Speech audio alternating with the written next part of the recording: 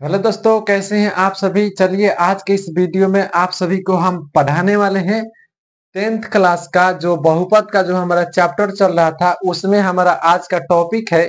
आज का टॉपिक है हमारा द्विघात बहुपद के शून्याङ्कों और गुणांकों के बीच संबंध। इंग्लिश में कहेंगे relation between the zeros and the coefficient of A polynomial. मतलब कि द्विघात बहुपद के शून्यक तथा गुणांकों के बीच में हम संबंध को जानेंगे, रिलेशन के जानेंगे कि क्या होता है और उसे विस्तार से जानेंगे इस वीडियो में। तो क्या इस वीडियो को शुरू करें? तो चलिए इस वीडियो को हम शुरू करते हैं और आप सभी को समझाने का प्रयास करते हैं, ठीक है। तो आप ध्यान से समझिएगा, कहीं दिक्कत नहीं होगा आपको समझाने में। फर्स्ट नंबर में आप सभी को पिछले क्लास में कुछ हम पढ़ाए थे उसे रिवीजन कर देते हैं ताकि आपको याद हो जाए और आप समझने में अच्छा से उसे समझ सकते हैं रिवीजन करने के दौरान। एक नंबर में आप सभी को हम पढ़ा दिए थे कि रैखिक रैखिक बहुपद क्या होता है, ये तो पढ़ा दिए था ना।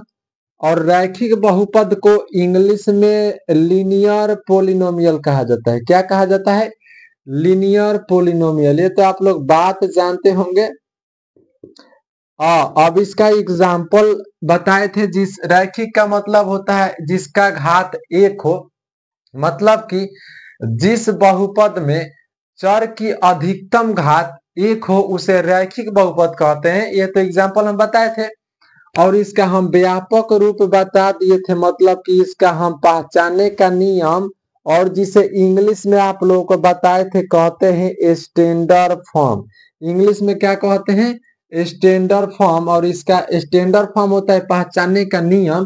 ये होता है ए एक्स प्लस में बी, जिसका घात जैसे में इसका घात कितना है? एक है, तो ये आपका रैखिक बहुपद हुआ। इसे कहते हैं रैखिक बहुपद। और ए और बी आपका वास्तविक संख्या हो जाएगा, प्लस में भी माइनस में भी।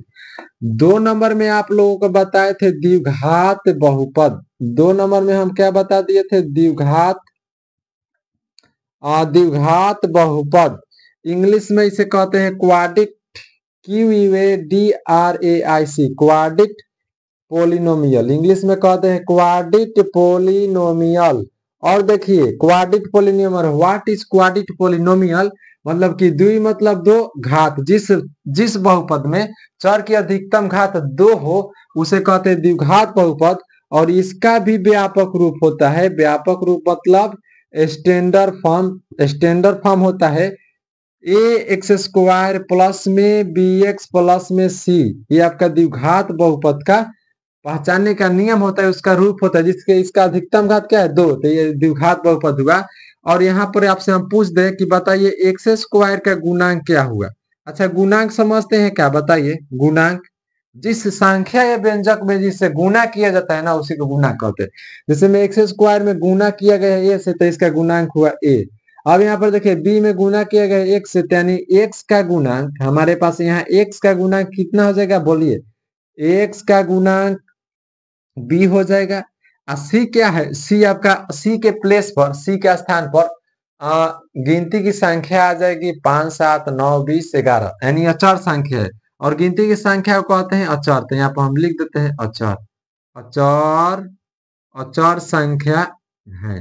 तो ये आप लोग समझ गए द्विघात बहुपद का व्यापक रूप और ये आपका जो गुणांक होता है उसको भी जानकर।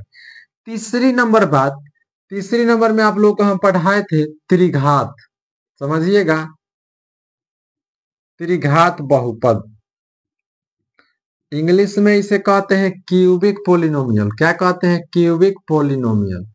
इसे थोड़ा सा ध्यान दीजिएगा, इसका भी हम फॉर्मूला थी जो होता है डिफिनेशन परिभाषा बताए थे। कैसे? त्रि का मतलब हुआ तीन, अघात जिस बहुपद में चर की अधिकतम घात कितनी हो? तीन हो उसे त्रिघात बहुपद कहते हैं। इसका व्यापक रूप भी बता चुके थे। इसका भी व्यापक रूप होता है क्या? इसका व्यापक रूप होता है ए एक्स क्यू प्लस में बी एक्स स्क्वायर प्लस में सी एक्स प्लस में डी। ये व्यापक रूप होता है त्रिघात बहुपद का। और यहां से हम एक एक्स क्यू का गुणांक पूछेंगे तो आप लोग बताइएगा ए। एक्स क्यू का गुणांक क्या हो जाएगा? एक्स क्यू का गुणांक बराबर ए हो जाएगा। एक्स स्क्वायर का गुणांक आपसे हम पूछ दें, एक्स स्क्वायर का गुणांक एक्स स्क्वायर का गुणांक, तो आप बोलिएगा एक्स स्क्वायर के गुना में क्या है बी। और बताइए एक्स का गुणांक यहाँ से हम पूछ दे आपसे, एक्स का गुणांक, एक्स का सी हो जाएगा। तो एक्स का गुणांक आपसे यदि हम पूछ दे एक्स का गुणांक, तो आप बोलिएगा सी। और डी यहाँ पर अचर संख्या हो गया, डी अचर संख्या, तो लिख दीजिएगा डी अचर संख्या है, डी अचर संख्या है। और एबीसी आपका वास्तविक संख्या हुआ, गिनती की संख्या हुआ, आ सकता है। तो ये तो बात आप लोगों को पिछले क्लास में पढ़ा चुके थे, ये रिवीजन करने के लिए बताएं। चलिए तो अब इसके बाद क्या होता है उसे समझते हैं। अब इसके बाद तो हम समझेंगे द्विघात बहुपद के शून्याङ्कों और गुणांकों के बीच में संबंध जानेंगे। तो चलिए इसे मिटा कर उस संबंध को देख लेते हैं क्या होता है। ये तो बात आप लोग को पढ़ा चुके थे, ये नई बात नहीं थी, ये तो पढ़ाए थे। चलिए रिवीजन करा दिए। अब हम थोड़ा सा संबंध को देख लेते हैं कि भाई साहब संबंध क्या होता है, बहुपद में शून्यक क्या होता है। देखिए बहुपद में, बहुपद के शून्याङ्कों और गुणांकों के बीच संबंध, द्विघात। चलिए तो हम लोग क्या पढ़ रहे हैं, द्विघात बहुपद। क्या पढ़ रहे हैं, द्विघात बहुपद। हम लोग जो स्टडी कर रहे हैं इस वीडियो में, इस स्टार्ट हम किए हैं, क्या स्टार्ट किए हैं, ध्यान दीजिएगा, द्विघात बहुपद। द्विघात बहुपद स्टार्ट किए हैं ना। अब देखिए द्विघात बहुपद का मतलब हुआ, द्वि मतलब दो, घात मतलब माथे पर जो पावर होता है, यानी जिस बहुपद में चर का अधिकतम घात कितना हो, दो हो, उसे द्विघात बहुपद कहेंगे। अब देखिए हम लोग तो बहुपद पढ़ रहे हैं ना, तो ध्यान दीजिएगा जितना घात रहेगा, जैसे में द्विघात मतलब हुआ जिस पर दो घात हो, उसी तरह इसमें दो मान भी होते हैं, एक होता है अल्फा और एक होता है बीटा। दो बात पर ही ध्यान देना है आपको कि एक होता है अल्फा और एक होता है बीटा। इन्हीं दोनों के बीच में संबंध को हम देखेंगे। एक संकेत हुआ, एक सिंबल ये हुआ, आप याद रखिएगा। चलिए तो ध्यान दीजिएगा, एक होता है अल्फा प्लस बीटा। क्या होता है, अल्फा प्लस बीटा। एक सूत्र होता है माइनस में बी बटा ए। और अल्फा जोड़ बीटा का मतलब हुआ, अल्फा जोड़ बीटा, यानी आपसे कहीं सूत्र यदि पूछा जाए कि बताइए अल्फा प्लस बीटा, तो वहां पर आप सूत्र बोलिएगा माइनस बी बटा ए। मतलब यह हुआ शून्याङ्कों का योगफल। अल्फा बीटा क्या है, दो शून्यक है, ये अल्फा बीटा दो आपका क्या है, शून्यक है। अल्फा बीटा दो शून्यक है, यानी शून्याङ्कों का योगफल कैसे निकलेगा, तो ये सूत्र लगेगा। इस बात को आप ऐसे भी लिख सकते हैं हिंदी में, शून्याङ्कों का योगफल बराबर माइनस बी बटा ए। इसी बात को आप ऐसे भी लिख सकते हैं, शून्याङ्कों का योगफल, शून्याङ्कों का योगफल का सूत्र होता है माइनस बी बटा ए। एक फॉर्मूला हुआ। अगला नंबर पॉइंट, अल्फा जोड़ बीटा हो गया। एक सूत्र होता है अल्फा इंटू बीटा, सूत्र होता है सी बाई ए। सी बाई ए मतलब शून्याङ्कों का गुणनफल, शून्याङ्कों का गुणनफल। इस बात को लिख लीजिएगा, इस बात को कहते हैं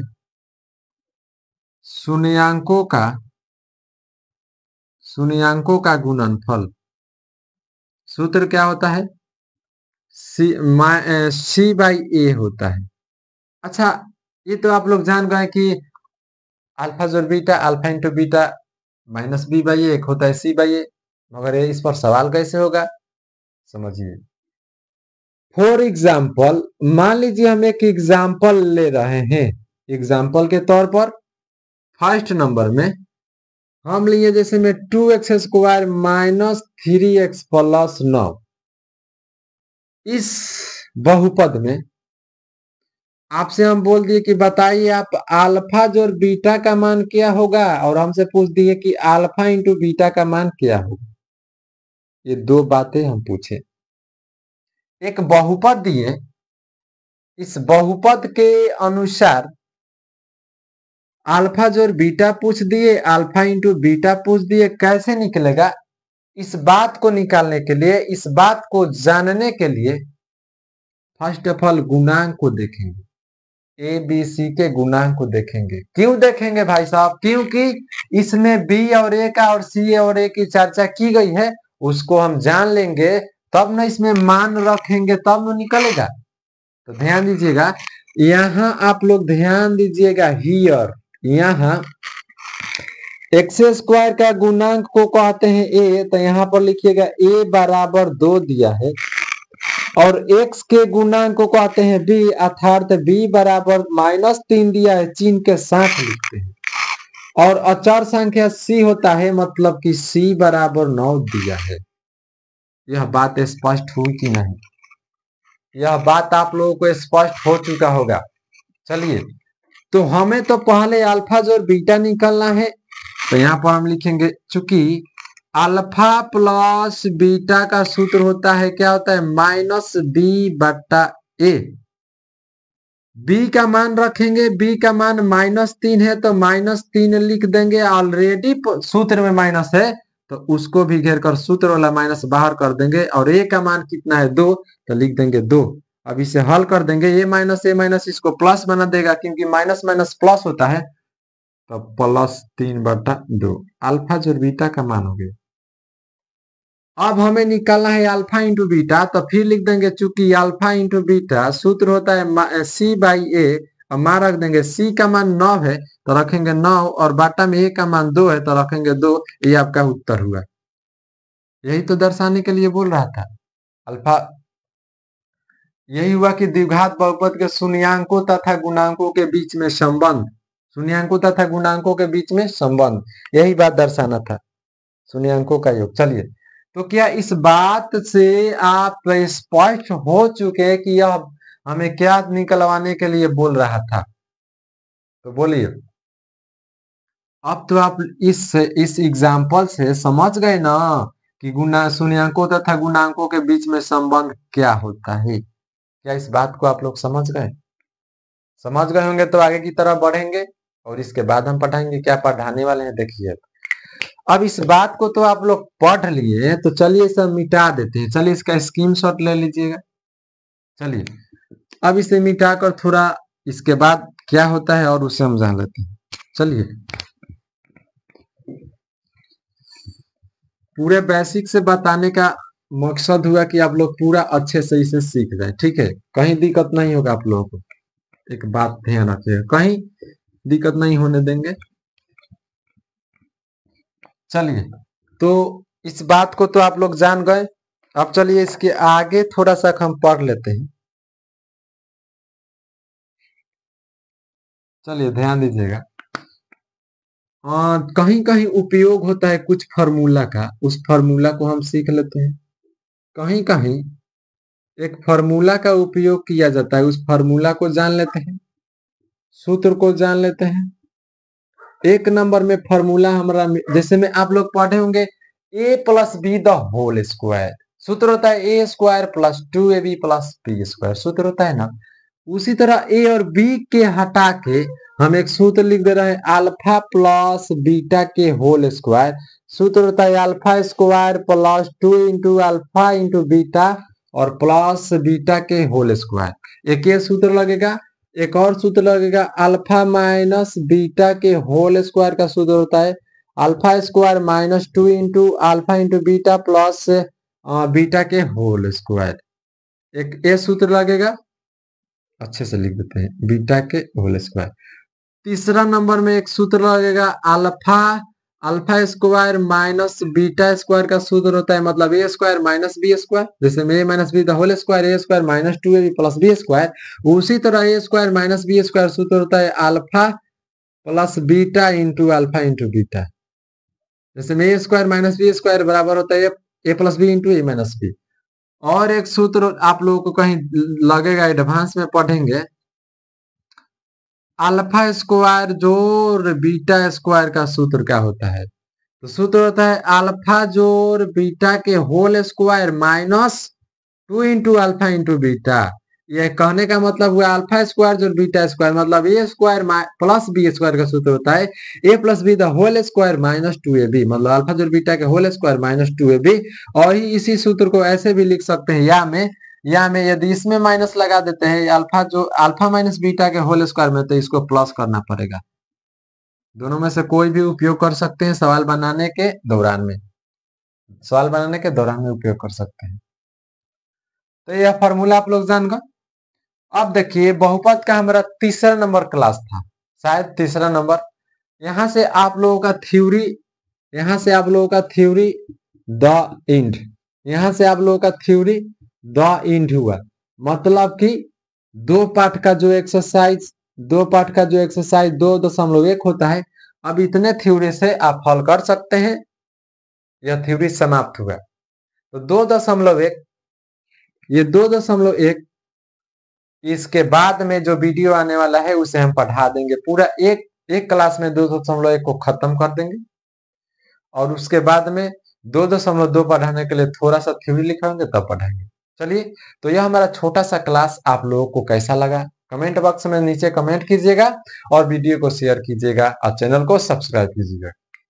मिलते हैं अगले वीडियो में। इसी तरह मस्ती से पढ़ने के लिए इस चैनल को सब्सक्राइब कीजिए और लाइक कीजिए। चलिए मिलते हैं अगले वीडियो में। आज के इतना ही।